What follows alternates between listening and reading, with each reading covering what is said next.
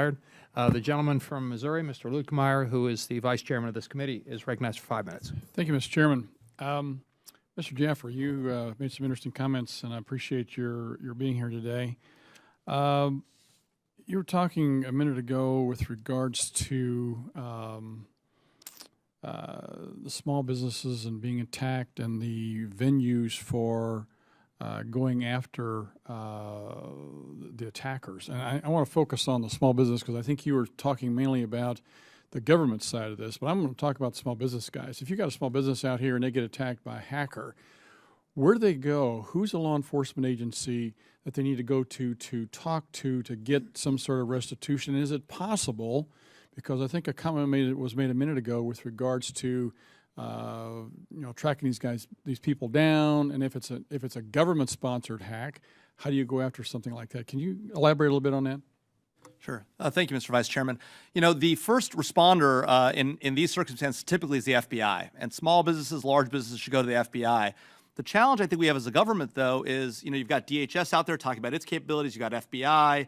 You've got DOD. Everyone's talking about the role they play, and we as a government haven't done a very good job of bringing that together and telling the private sector, particularly small businesses, who the lead is. So when it comes to investigations, I think the Bureau is the first place to go, and the local field office.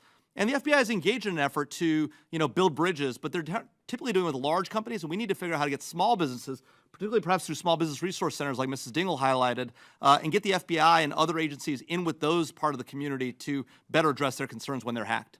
Do we have the ability, and have you seen cases where we actually win against the bad guys? We catch the bad guys, and then we get the small business gets restitution for whatever IP they've lost? So I'm not aware of specific examples. I know that we've prosecuted folks and put them in jail. Getting actual restitution may be harder, and it may be an opportunity for Congress to consider legislation to actually create a cause of action to allow going after foreign cyber threat actors for restitution with stolen IP.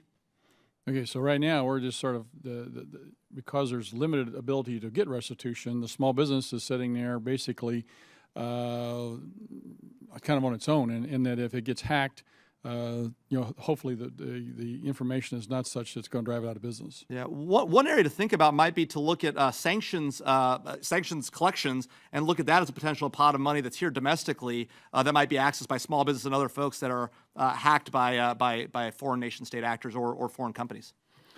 Very good.